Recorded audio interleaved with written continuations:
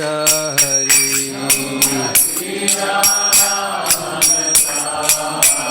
Jaya Radha Madhava Kunja Vihari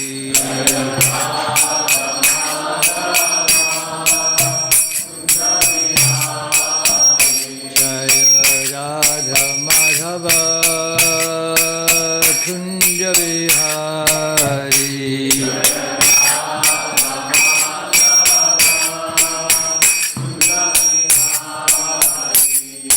Gopi Jana Balaba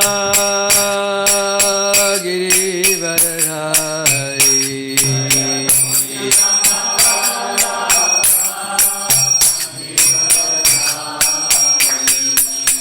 Yasoda Nandana Braja Jana Ranjana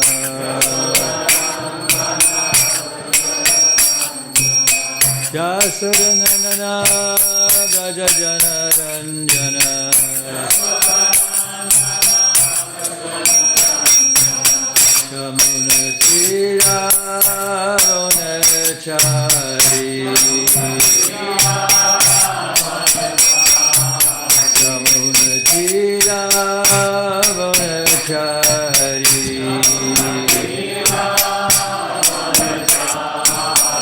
Jaya Radha Madhava Kunja Vihari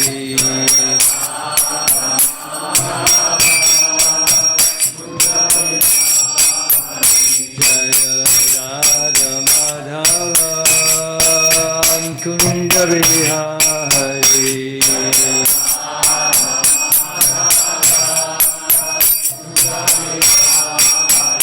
Jaya Gopi Jana Balaba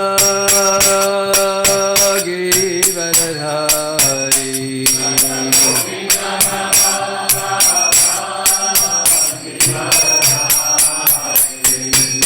Yasoda Nandana Braja Jana Ranjana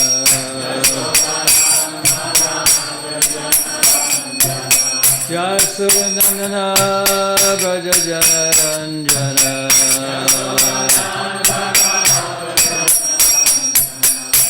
Yamunatira Vonachari Yamunatira Vonachari Jaya Radha Madhava Kunja Vihari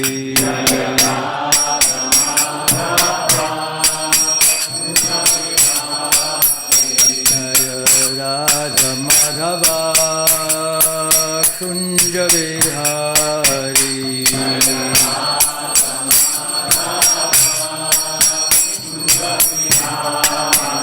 Jaya Radha Madhava Kunja Vihari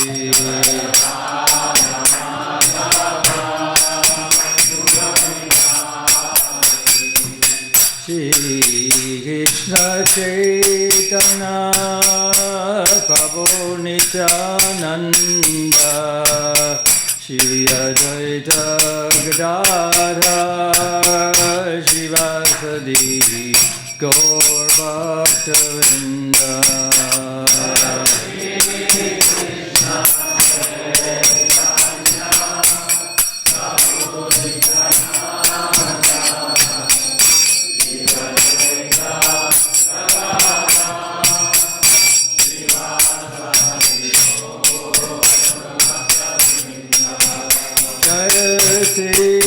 Krishna Chaitanya Prabhu Nityananda Shri Advaita Gadadhar Shivasadi Gaur Bhaktavinda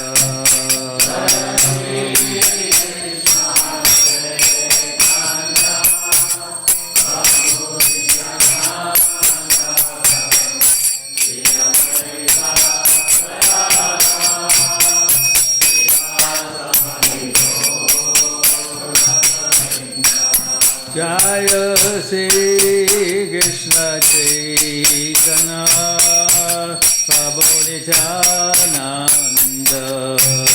Shri Advaita Gadadhar Shivasadi Gaur Bhakta-vrinda.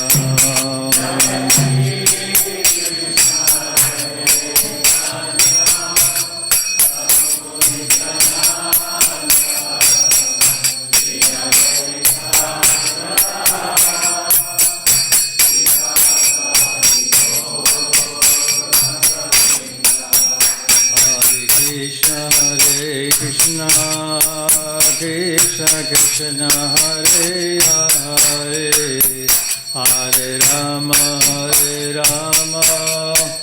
Rama Rama Hare Hare.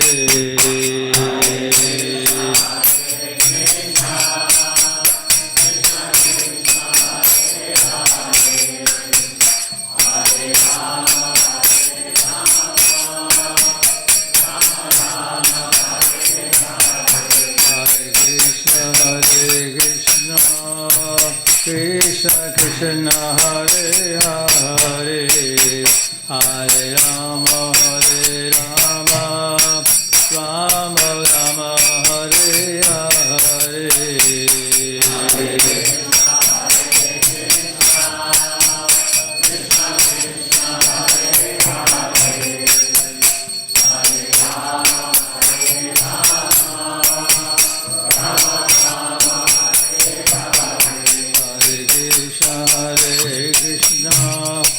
Krishna Krishna Hare Hare Hare Rama Rama Rama Hare Hare.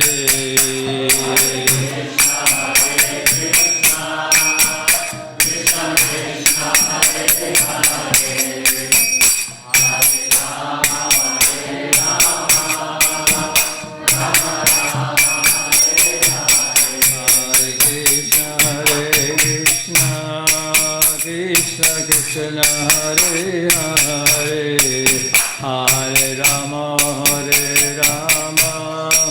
Rama Rama Hare Hare.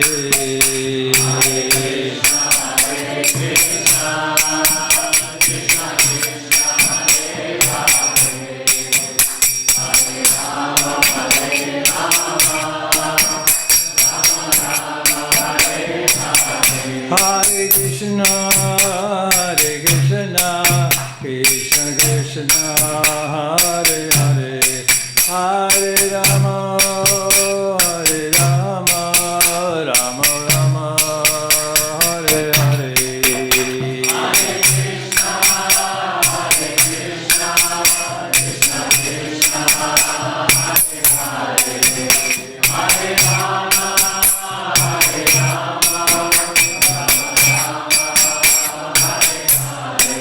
Hare Krishna Krishna Krishna Hare Hare Hare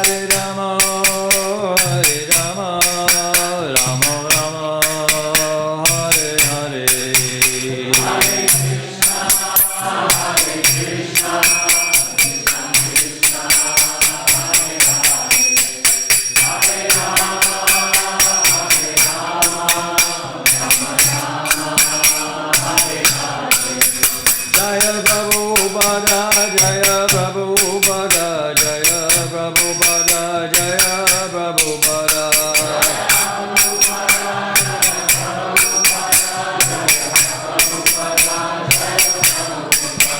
Jaya Prabhupada Jaya Prabhupada Jaya Prabhupada Jaya Prabhupada.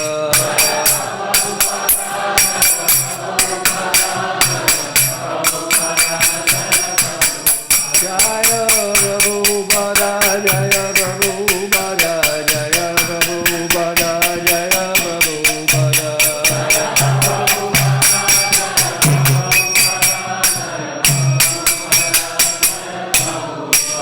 Jayam Vishnupada Paramahamsa Paribhajya Acharya Sotara Sata Shri Srimad Divine Grace A.C. Bhaktivedanta Goswami Srila Prabhupada Ki Jai. Hare Krishna. Today is usually reserved for a reading from the Srimad Bhagavatam, but since there's no facility for doing that now, we're just going to skip it today. And I want to say how honored I am to have been invited to this wonderful Hare Krishna Holy Name Retreat or Sacred Sound Retreat. I also want to thank Premanjali and Nanta Kirtan for masterminding and organizing such a wonderful festival. Also, my thanks go to Narhari and Riti for their beautiful decorations, including marigolds and fairy lights and other things and tents. And I want to also thank Ajita for facilitating this grandiose event today. And also, before I delve into what I'm going to say today, I think it's important to remember that we shouldn't chant Hare Krishna and commit sinful activities and think that chanting Hare Krishna will absolve us from sinful activities. That's one of the offenses that we recite every morning. I think it's the 7th offense. It's considered the greatest offense of all. Once I attended a school just south of Los Angeles called Mary Mother of the Sea. It was a Catholic school. And after during the class, a number of the teachers, the nuns and the priests came in to see what we were all about. And then afterwards, one of the priests asked me if I wouldn't mind if I was with about 4 devotees if we came to his chambers because he wanted to talk with us. And then his discussion was he said that he gives confessions regularly every Saturday night, but then the same people who come to confess come back the following Saturday, and it just goes on and on and on. He said, well, I want to know what your thought is about prayaschita, about absolving one's sinful activities on the strength of confessing. So we told him as best we could what was said about prayaschita, about atonement, and he liked what we said. He was a Catholic, and we were Hare Krishnas, of course, dressed like Hare Krishnas and looked like Hare Krishnas. And then he gave us a sealed envelope to take with us when we left. We were with him for about 15 minutes. And on the way back north to Los Angeles, it's about a 1-hour drive, and we thought, what was in that envelope anyway? So even though it was sealed, we opened it up, and there was a $50 note in it, which was a lot of money in those days. And we deduced that he gave this money to us out of his own pocket because he liked what we said. So I'm going to invite, can you make a little bit of an aisleway so that people who are coming in late, there's quite a few of them, I won't have to step over you. You just make a little about 1.5 meters wide. Thank you very much. So I want to invite you and anyone watching or listening to take a walk with me down memory lane. I'm making, today's class is being videotaped on the invitation of Devi Shakti of New Vrindavan in India. And I'm going to send it to her in a couple of days, and she's going to send it all over the world. So this tape is really for those devotees in Krishna Balaram Temple and all over India and all over the world, actually. So that's basically what it is. And the request was that I speak about the early days of meeting Srila Prabhupada in the Bowery and on 26 2nd Avenue. So the Bowery is a very seedy place. It's become kind of a slum because Bower, the word Bower, it means a place of flowers, I think. It's mentioned in Srila Prabhupada's teachings. And then the Bowery has degenerated into a kind of a slum, and it's full of flop houses and alcoholics and people dying on the streets almost regularly. So that's where it all began.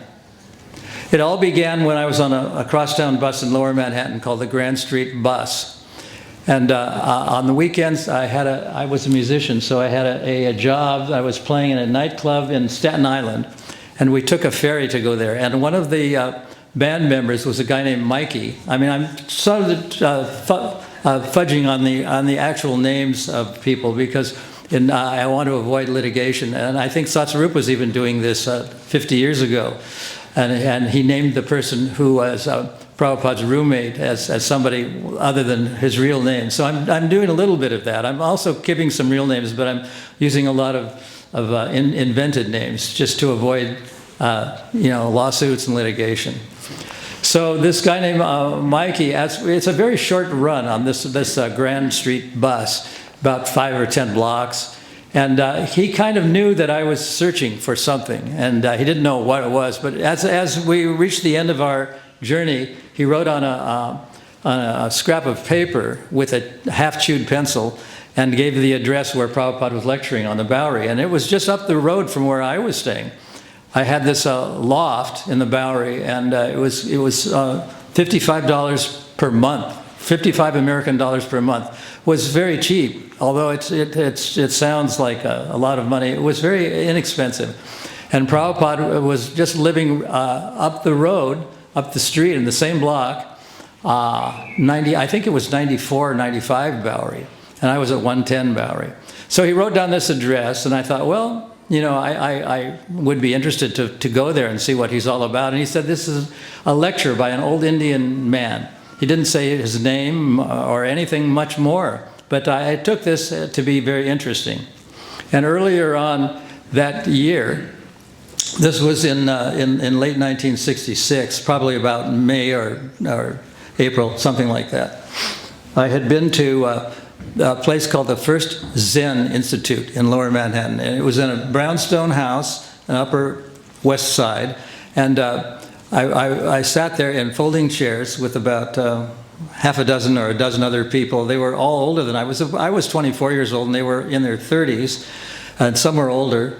And then a man came from the back in a black robe, and he was a Buddhist monk of some kind. And he gave a talk, and he gave us some sheets of paper that had some mantras written on it. They were a kind of monotones, do, ro, mo, like this. And I tried to follow it, and it was fairly easy to follow.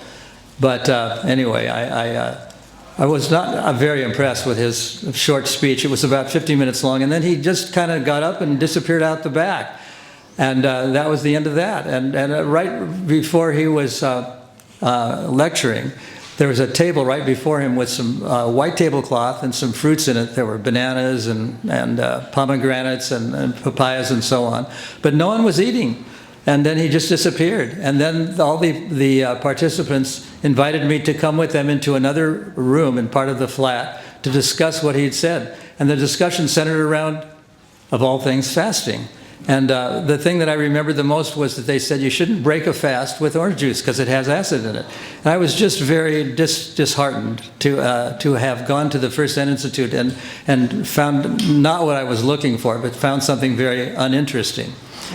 On another occasion, I went up a few blocks north, and there was another person lecturing. He was from India, an elderly person, maybe 45 or 50 or 60 years old, and he had a kind of squeaky voice. And he only talked for about 15 or 20 minutes, and I was also very unimpressed with what he said. And then a little earlier, I had gone to a big church in Manhattan. I think it was on Amsterdam Street. Big, huge church, about 5 times the size of this building, bigger than that maybe. And I waited and waited for the priest to come down and see what I had to say or what I wanted to ask. Finally, he came on board, came up to me, and he was wearing a trench coat and had a suit and tie on, and he said, "Can I help you?" And yes, I told him that I was searching for God, and then he looked at me, and then he said, "Well, I met someone some time ago named Mother Vivian." I didn't know who he was talking about, and he said that she had very lucid eyes, and that was the end of that. And he said, "I have an appointment to go to. I hope you don't mind, but I have to excuse myself." And so that whole meeting took about maybe 15 minutes, and again I was very unimpressed. So I thought, well, I'll just take this note from Mikey and go to that address and see what this older Indian Swami has to say, because if he's in the Bowery, which is a very kind of seedy, slummy place, it might just be the real thing. Who knows? So I went there, And the first thing I noticed on the stoop, it was on the 4th floor of 94 Bowery. He wrote that on the note, 94 Bowery, 4th floor. There were 2 people sitting on the stoop, and they didn't want to let me past. They were both alcoholics, I think. And finally, I pushed my way through, and there was a little light coming up through the transom at the top of the doorway. And I went up the 4 flights of stairs, and at the top of the stairs, there was a door that was partly open, and I could hear this sound of the cartels going ching, ching, ching, and I didn't know what I was getting into. And I opened the door, and at the street end of the loft was Swamiji. We called him Swamiji then. He was sitting on a raised wooden platform, and he had dark glasses. I don't know whether they were sunglasses or regular glasses, but they were in. We call them horn rim glasses. They were reddish colored. And he was lecturing, and a few people were sitting around, about 7 or 8 people, mostly alternative people. I knew a few of them, but I didn't have any I didn't know them very well. And then I sat down, and they were chanting this mantra, Hare Krishna, and I didn't know what Krishna was or what Hari was. I just tried to sing along with them as best I could. And it was pretty difficult because I didn't know the words. So then Prabhupada spoke, and I thought he was just going to disappear out somewhere in that building, like the Buddhist monk had done. But he just sat there, and he said, "Are there any questions?" And he was reading from a large book, which later on I found out was probably in the Srimad Bhagavatam or something. It was all in Sanskrit. And I violated one of the conventions of Hindu interaction, and I stood as he was sitting, and I stood, and my face was higher than him, and that is kind of a faux pas in etiquette, because when you speak to a person who that you think is more elevated than you are, you're supposed to be in a lower position. But I was in a higher position. And then everything that I had to say started to evaporate. I didn't know what to say. And I had asked him a question earlier. The question was, if you saw a fight going on between an old man and a young man, would you intervene or would you just walk on? Because he was talking about very esoteric phenomena. I didn't know what to say. And then he kind of gave an answer that was indirect. He said, you have to be on the spiritual platform before you could know what to do. And I had no idea what the spiritual platform was. So then I countered by saying, you didn't exactly answer my question. And I said, would you interfere or wouldn't you not interfere? And he said, yes, you would interfere. And then I thought I was satisfied. So to get back to my initial encounter with Prabhupada on a one-to-one basis, everything I was planning to say to him kind of evaporated as I stood in front of him. And the only thing I could think of saying, I had this Indian instrument in my house, a tambura, that drone instrument you may be familiar with. It looks kind of like a sitar. And I said, I have a tambura. And immediately he gestured this kind of a way and said, then bring it. So I thought, okay, there's nothing more to say, nothing more to do, and and he just sat there, and I left. And I thought, well, I'll come next time, because he was lecturing 3 nights a week, and I'll bring my tambura and see what's happening. So I came back a few nights later with my tambura, and he was chanting Hare Krishna, and I was playing my tambura, and I was trying to figure out what scale he was chanting in, and the whole thing was very mysterious. And I just sat there, and then finally he started lecturing, and a few people listened, and he didn't know what I didn't know what to do. So I left, and then one day I came, about 3 or 4 days later, I came to it was during the daytime.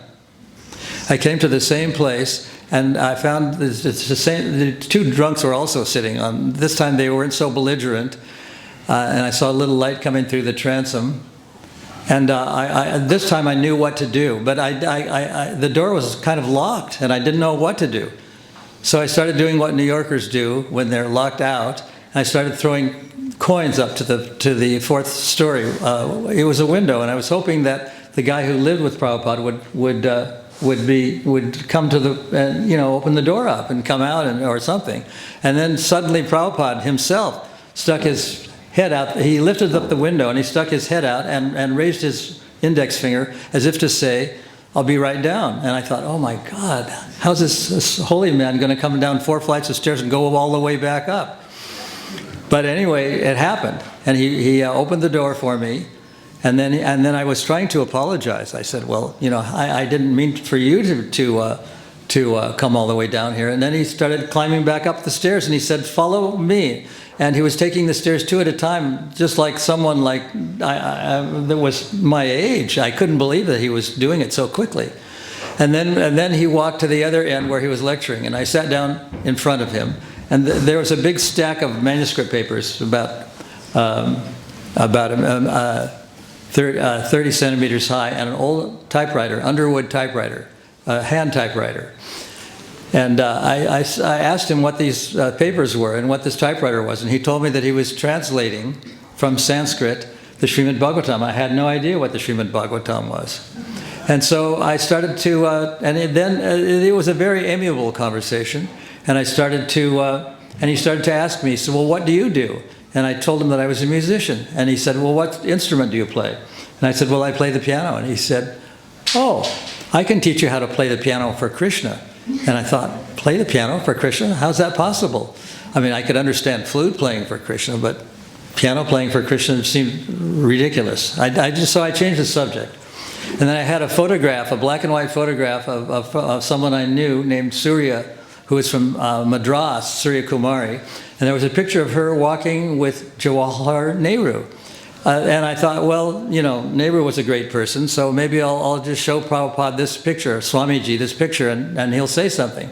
So I showed him the picture, and he started to tell me about Nehru. And he said that Nehru was trained in England to be a lawyer, a barrister. And he was I don't know if he used the word rascal, but he just inveighed very heavily against Nehru. And then I switched conversations, and I started talking about Gandhi. And then he said this similar thing about Gandhi, how Gandhi was a rascal, how the British just patted him on the back, and they could live with his passive resistance. It was somebody else who I think it was Subhash Chandra Bose, who formed the Indian National Army. And he got Gurkhas, who were the captured fighters by the Germans who were fighting against India at that time. And he got them to come back to India. And he formed the Indian National Army. And he also got Gurkhas back from Japan, who were at that time siding with Germany in World War II. And then he started saying that Gandhi was just, not a great person, even though he was a follower of Gandhi in his early years, and he told me that. But the whole thing was just kind of mysterious to me. So then I departed, and then I came back a few days later with my tambura and listened to him talk. And at this talk, he said, this Sunday we're going to have a love feast. And I was wondering, how could this sadhu use these words like love and feast? Because those are like alternative people's words, hippie words. And but he was determined, and he said, we're going to do it next Sunday, and he named the time, and it was in the early evening. It was still light outside because it was summertime. And then he manifested a completely different characteristic. And instead of being the stern sadhu lecturing, and he was the gracious host, and he was passing around prasadam to people. And he had cooked the meal himself, and he had got some assistance from someone else, I think. And as the plates gradually emptied, there were some very luscious preparations in there. I had never tasted food like this before. There were things made of chickpea sauce, and many other things. And he had a pot under one arm, and he was distributing with a ladle to all the people who were sitting there. And he asked everyone to stand up. And on this table, he had several pots of food, and everyone really liked the food. It was a whole different demeanor of seeing Prabhupada in the role of a gracious host, rather than a sadhu who was stern and lecturing and scholarly and all that.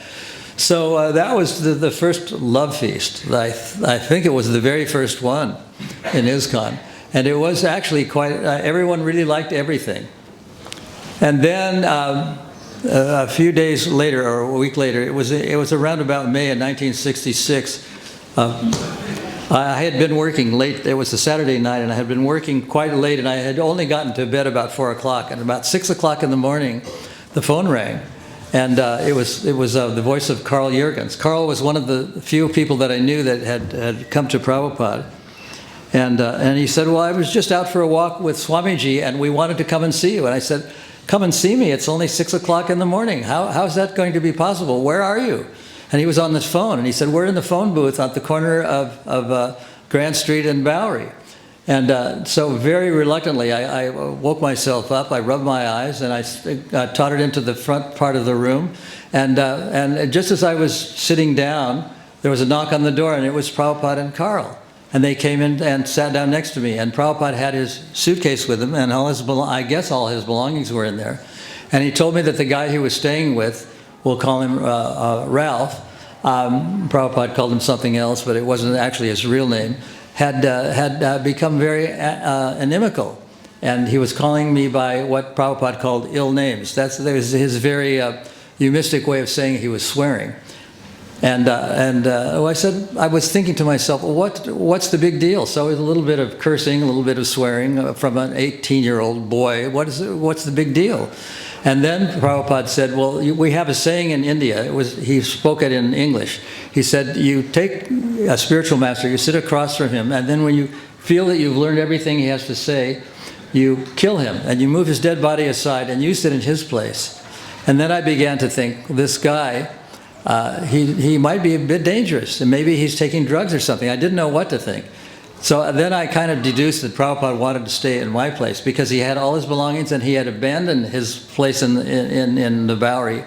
And I thought to myself, well, I don't want him to stay here because it's going to be very invasive. And I told Prabhupada, I said, you wouldn't want to stay here because there's a lot of noise, and I had drums and what do they call those things? A vibraphone and a stand-up bass. And I said, we're playing all hours of the night, and you wouldn't like this. So then Carl said, well, then he could stay with Dr. Mishra. So there was a guy named Dr. Mishra who Prabhupada stayed with for a while, and then Prabhupada stayed at Carl's place. Carl was living nearby where I was staying. Carl had been a Princeton graduate, and he studied philosophy. And so that's where Prabhupada ended up staying. And then, after a few days, I thought, well, we can't go around staying in lofts in the Bowery. We have to get him a proper place. So I went to the Village Voice, which was the local neighborhood newspaper.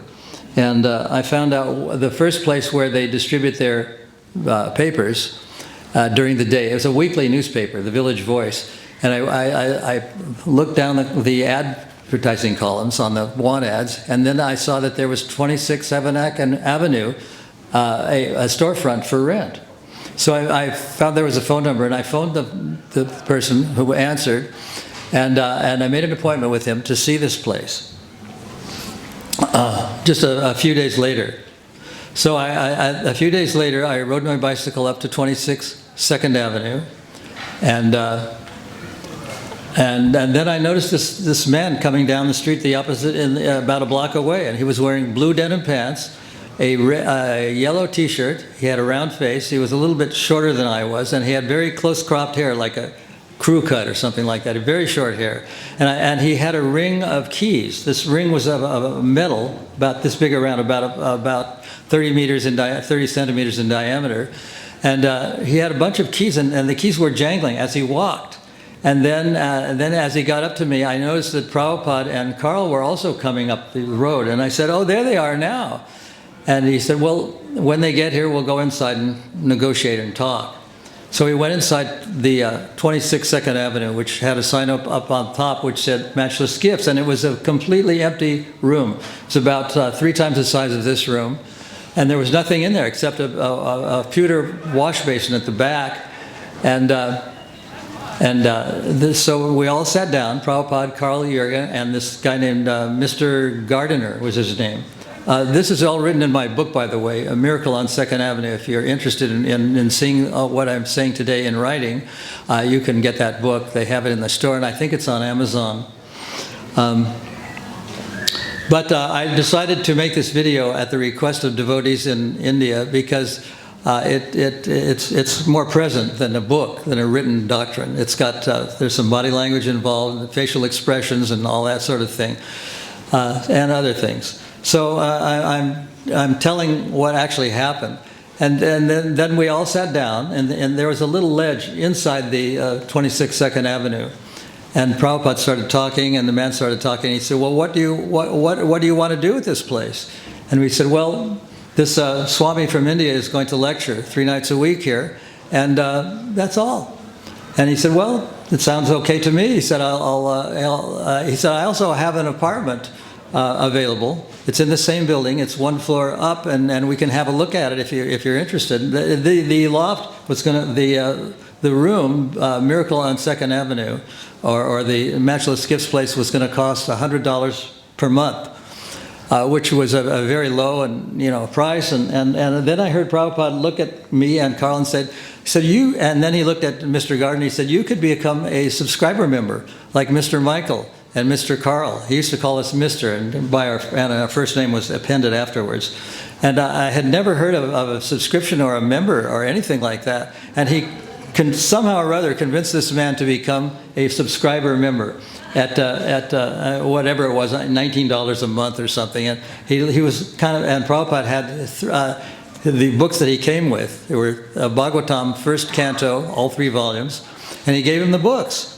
And this man was looking through the books, and then he kind of leafed through them, and he was looking at Prabhupada, and he said, well, thank you very much. And he said, yeah, maybe I'll just become a member. And well, let's go up and have a look at the apartment. And he said, I can give you that for $85 a month. And we went up and walked to the back of the storefront and walked through the little courtyard and up the 1 flight of stairs and looked at the apartment. It was also very empty, but very clean and nice.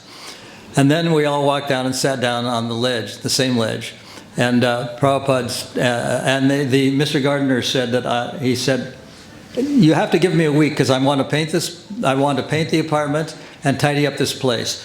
So we waited a whole week, and then a week later, Prabhupada officially moved out, and there was he was carrying 2 suitcases. This is probably in the end of May 1966, and there was a long line of people, about 7 or 8 people following, and it was a long line. I call it the safari in the concrete jungle.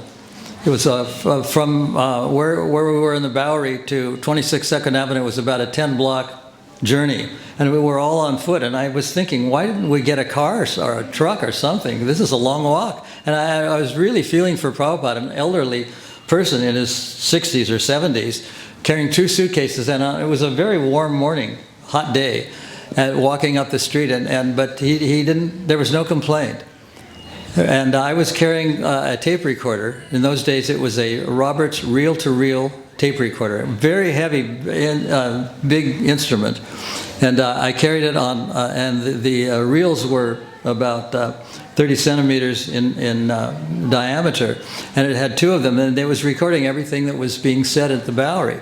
And I was carrying this on one shoulder, and it got so heavy that I switched shoulders and started carrying it on the other one. And by the time we got to 26 2nd Avenue, I was totally sore on both shoulders. Anyway, Prabhupada liked this arrangement, and it was on the because it was on the ground floor. At least the Matchless Gifts place was on the ground floor, and he liked his apartment. And so he started lecturing 3 times a week, and he put a signboard on the front that you could see from the plate glass window in front that said International Society for Krishna Consciousness. And some people that were coming along thought that was, pretty interesting. International Society for Krishna Consciousness, little storefront in South Manhattan, International Society for Krishna Consciousness. It didn't make much sense. It said lectures 3 nights a week on Bhagavad Gita, Monday and Wednesday and Friday at 7 p.m. So Prabhupada started lecturing there. And when he was lecturing, a few people started to come, and then a few more people started to come. And as it progressed into June and July, more people started to come. And then one day, as I was sitting down along with other people in the 26 2nd Avenue, I found myself sitting next to Allen Ginsberg, who at that time was something of a celebrity. He was, at least in the alternative world, he was a bit of a celebrity. That was his real name, Allen Ginsberg. And then Prabhupada announced that day that he was going back to India. And we thought, how can he go back to India? I thought, it's just the beginning of something. And how is he leaving us just all alone? And what I found out later is that he had been down to the tip of Manhattan where the boats arrive and depart. And he had found out when the next boats were leaving for India. But then he decided on his own that he would stay a bit longer, that he wouldn't go back right away. And then after he said this, we had a little powwow, a little parley amongst ourselves to say what we could do to keep him here. And we said, well, Allen Ginsberg was part of the discussion. And we said, and Brahmananda was trying to raise money, and because it was going to cost us to get a lawyer, and then to do the immigration thing was going to cost money. And Allen Ginsberg said, well, I'll contribute money. I'll contribute $100 towards this. I'll get a lawyer. And I know some people that are in the U.S. Senate who are cooperative. And if I tell them what you want to do, they can arrange everything. So then we didn't know what to think. And then he thought, well, here's a celebrity. He wants to help us. And a few nights earlier, Prabhupada had been asked by a lawyer that he found. The lawyer asked him, he said, if your movement is so good and Krishna is so kind, why is he sending so many people to Vietnam to fight in the war? And then Prabhupada didn't answer immediately. He just kind of like looked at him, and then he said, pointing his finger out, he said, you are killing so many animals, so God is saying, send your sons to the slaughterhouse. And that was the end of that conversation. And I thought it was a good answer, but I didn't know what to think. I thought, well, karma is a very strange phenomenon. Karma and the transmigration of the soul. He was talking about in the very beginning transmigration, just like we all believed in it. We didn't even know what it was. We had sort of heard that there was an alternative book out about the afterlife and about reincarnation, but nobody took it seriously, although it was said that 20% of Americans believed it was a possibility, that reincarnation or transmigration of the soul was a possibility. So in the days that followed, Brahmananda, the late Brahmananda, and devotees were trying to raise more money because we thought $100 isn't going to be enough. And the late Brahmananda was asking people to give him money. He said, our father is in difficulty and we want some money. And so he raised some money. I don't know how much, but he raised some money. And then Prabhupada then he decided that then he found out that Allen Ginsberg had contacted a congressman and that his visa was going to be extended and that he decided that he would stay. So one day while he was lecturing, this was getting to be dusk, it was about 7 o'clock at night, and a man kind of staggered in and we thought, oh God, what's he doing? He's drunk. And he had disheveled hair and he had baggy pants and he was walking towards Prabhupada, and then he was reaching into his overcoat, which didn't fit him. And we thought, what's he going to pull out, a gun or a knife, or what's he going to do? And then what he pulled out was a roll of toilet paper, a new roll of toilet paper. And he plunked it down on Prabhupada's lectern. And then he backed off and started to walk backwards. And he got about halfway back and he sort of collapsed. I don't know what happened. He was turning, and then as the kirtan got a little bit more lively, he stood up and he started spinning around, and then he collapsed again. And then a few days later, the same man came to this place, and this time he was well dressed. He had a suit and tie on. His hair was combed. He wasn't wearing baggy pants, and his overcoat seemed to fit him. And he sat down and listened. And Prabhupada had looked at him, and he had said, "Just see how powerful the holy name is. This man came and he was completely out of order, and now he's in order." Something like that. So that was the beginning of 26 2nd Avenue. And Prabhupada started his morning walks on something that Brahmananda said. Prabhupada was very ill at 26 2nd Avenue, and he was admitted to hospital. He was so ill, and then he came back and was pronounced cured. And the late Brahmananda thought to get a doctor to examine him to see what was actually wrong with him. And they went into he examined Prabhupada, and then Brahmananda and this man, the doctor, was he himself was a little disheveled and drunk or something, not in order. But anyway, they had a conference, and Prabhupada overheard what they were saying. He wasn't in the same room, but he overheard what they were saying. And what the man told the late Brahmananda was that he said he prays too much. The old man prays too much. He has to get out and get some fresh air. He has to go for a walk. And ever since that time, Prabhupada took his morning walks. And years later, when they were in Switzerland, up in the Alps in a place called St. Moritz, which is a kind of touristy town, and it snows very heavily up there. And sometimes the snow drifts are 1 or 2 meters deep. Prabhupada was walking up and down the hotel corridor. That was his morning walk, because he wouldn't go outside in the freezing cold. He was going for his walk. And that was the beginning of the morning walks. So that's what happened at the Bowery, and partly what happened at 26 2nd Avenue, what became 26 2nd Avenue. And that's the whole story of the early days of the Bowery and 26 2nd Avenue. So if anyone has anything to say or anything to ask, I'll try to answer. Yes? You mentioned also at what point this.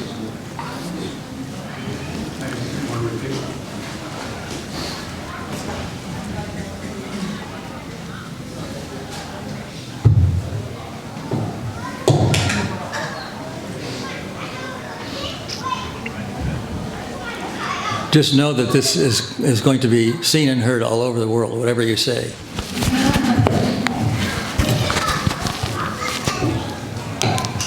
Now, you didn't mention the incorporation of ISKCON. At what point did that happen, and what brought that on?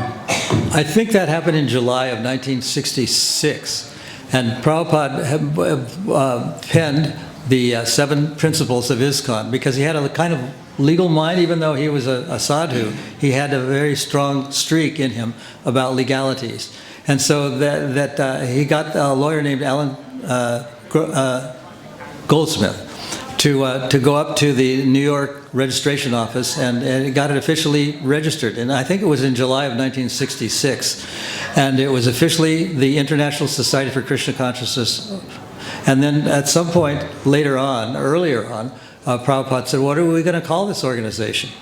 And then one of the devotees said, well, we should call it God Consciousness, the International Society for God Consciousness, because they were thinking, and I was thinking, this is a better name than calling it Society for Krishna Consciousness, because no one knows who Krishna is. It's just a foreign word. But Prabhupada said, I like Krishna Consciousness better. So that became the name, and that became the incorporation name, International Society for Krishna Consciousness. That became registered then. And then I've been jumping ahead a little bit, but when Prabhupada came to England a little later than that, he wanted us to use the same 7 principles to incorporate in that country that were already incorporated in New York. So that was the second country that had the International Society for Krishna Consciousness in it. Yes? Hare Krishna Maharaj. Can you remember actually getting to the point where you asked Prabhupada like a deep question, when you sort of figured that... I didn't really ever ask Prabhupada deep questions because I just wanted to listen. I wanted to listen, so I didn't ask much. And then years later, another thing I wanted to mention is that he announced one day, this was probably in June, he was at 26 2nd Avenue. He announced that today is Janmashtami, and we're going to fast today until midnight. And I thought, my God, I can't possibly fast for 18 hours. And then I told one of the devotees that was sitting next to me, and then he said, if you can't fast for 18 hours, you can at least have some sugar candy. That's what they call in India it's in America they call it rock candy. It's kind of a clear crystal sugar, crystallized. So this devotee came back and he said, well, I couldn't find any sugar candy or rock candy, but I did get some candy, and I got a package of these. And he showed me a package of Life Savers, which is a candy. And he said, well, this is sugar and it's candy, so maybe we should just go with that. And so when Prabhupada was not noticing me, would slip a lifesaver into my mouth, and the guy sitting next to me did the same thing, so he wouldn't know we were breaking the fast. Then a couple of years later, when we were in Montreal, Canada, Prabhupada was asking everyone, not everyone, but about 6 people to give their rendition or why they were Krishna conscious. And I was very nervous. I was scrawling words down on a piece of paper, getting ready to say what I wanted to say. But anyway, it all happened that way. Any other comments or questions?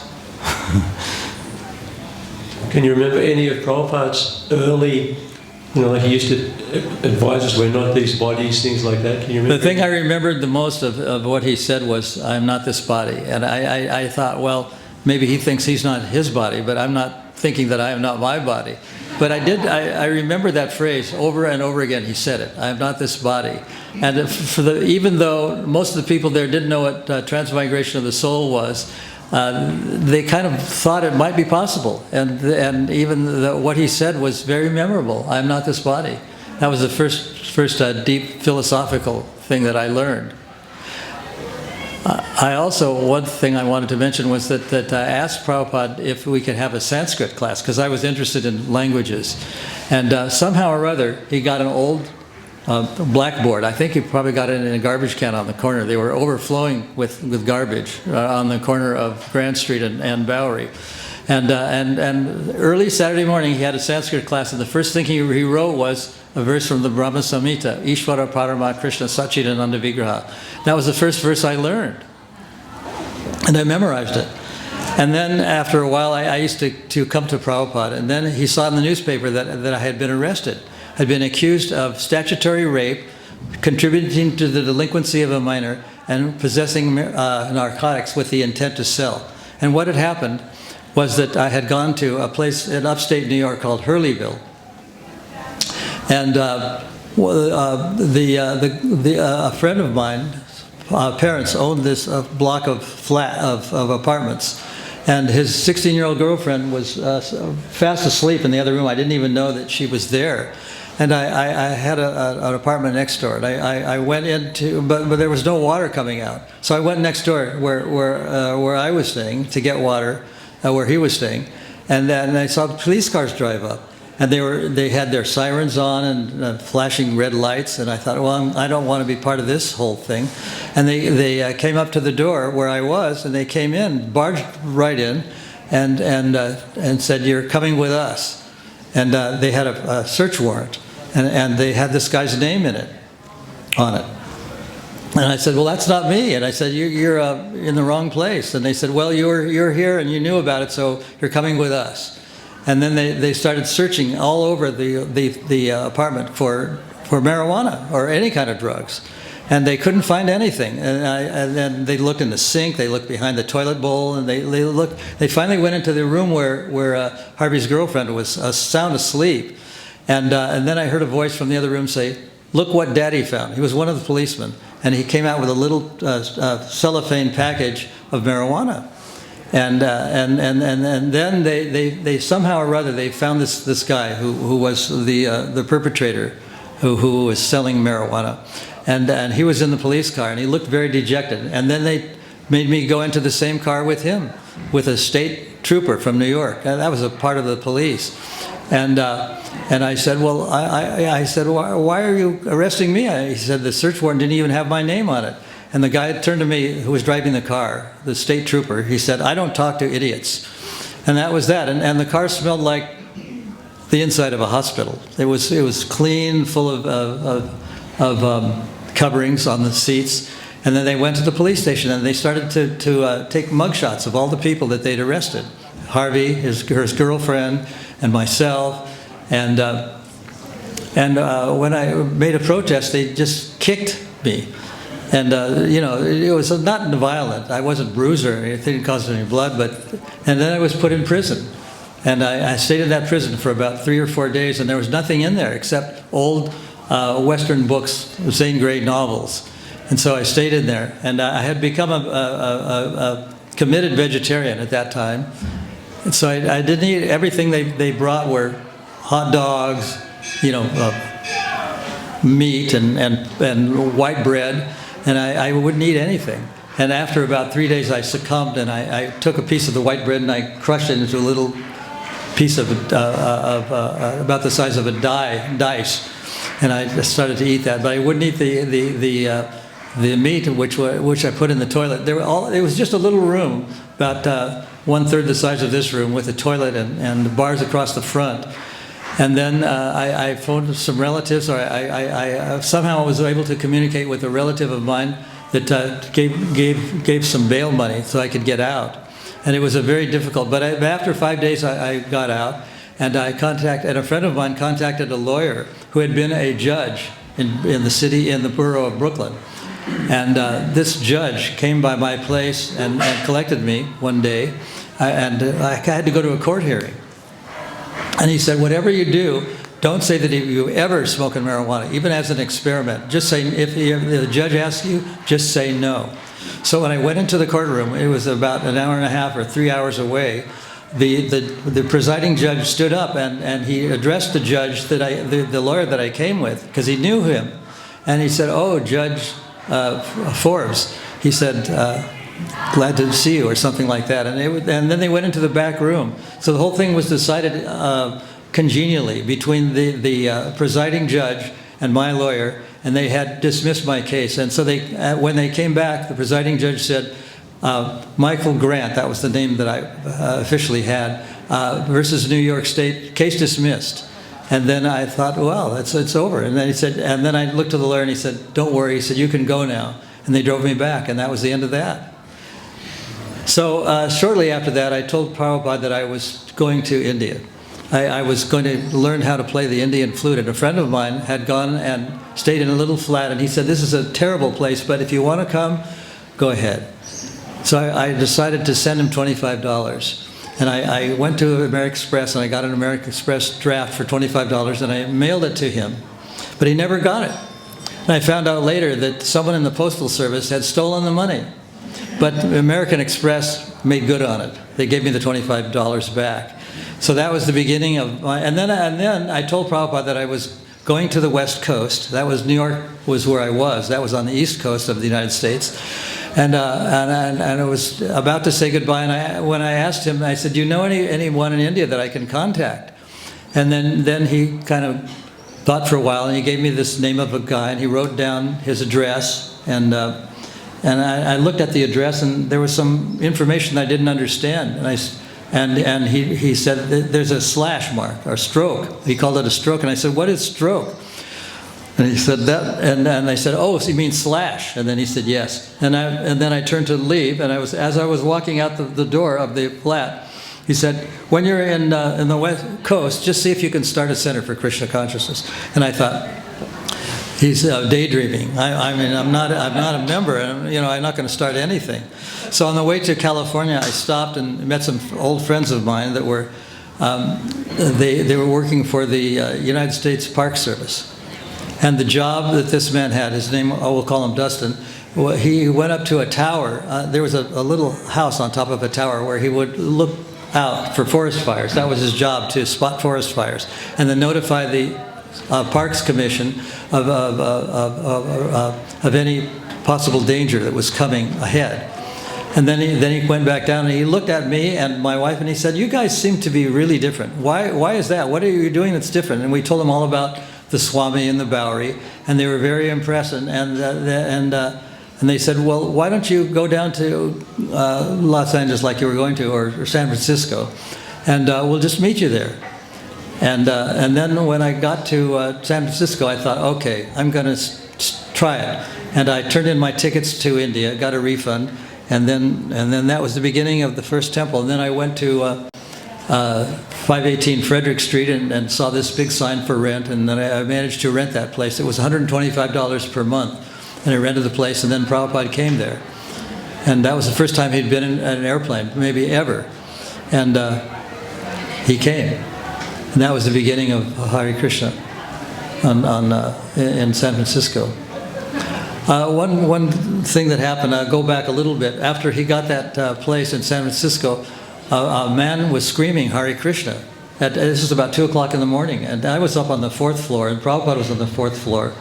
And then And then I just thought, this is insane. And at about 4 o'clock, because the door was locked and he couldn't get in. Finally, they let him in. I guess they sat down and had a kirtan with him, and he kind of calmed down. So about 6 o'clock, I went into the temple and I saw this guy, and a police car drove up and tossed him. They wouldn't come in. They opened the door a little ways and they tossed him a wallet. And they said, "Hey, Mike," that was his name, Mike, "you left your wallet in our car." And the police station was just around the corner from 518 Frederick Street, where the temple was. And they just knew that we could do what they couldn't do at the hospital. They had taken him to the hospital, and they said, "We can't do anything. He's gone completely mad." And then when he started chanting Hare Krishna, he calmed way down. By the time I got there, he was just sitting there chanting. And then a little later, on January, I don't remember the exact date, but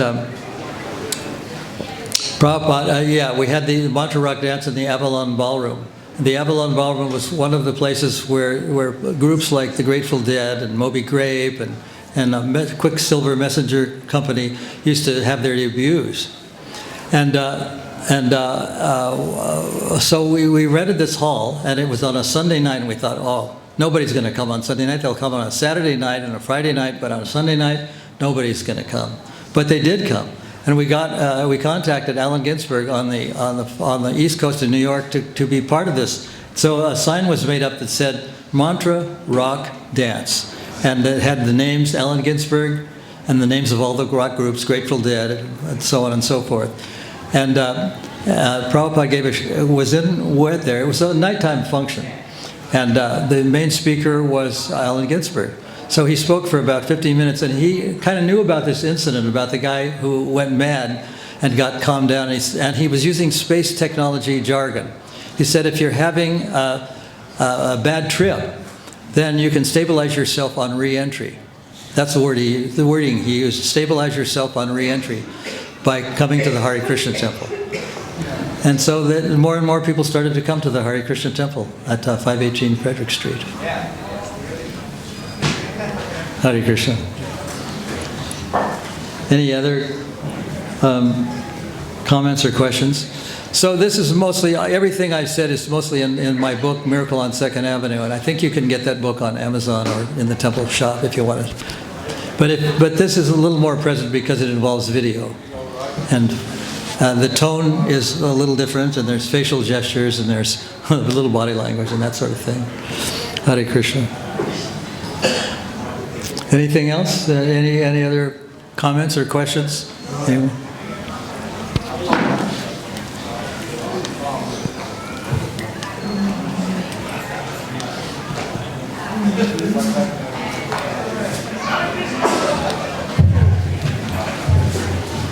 Maharaj, could you just say a little bit about being the first devotee in ISKCON to be personally taught how to play the mridanga by Srila Prabhupada? I don't know who was the first person who was taught to play the mridanga by Prabhupada, but he did teach me the basic beats, gi-ta-ta, gi-ta-ta, gi-ta-ta, gi-ta, and how to hold it, where to play it, and so on and so forth. Okay, thank you for... Was that in New York or San Francisco? That was in San Francisco. Yeah. Okay. Very nice. Thank you. Hare Krishna. Anything else? Questions or comments? Thank you very much.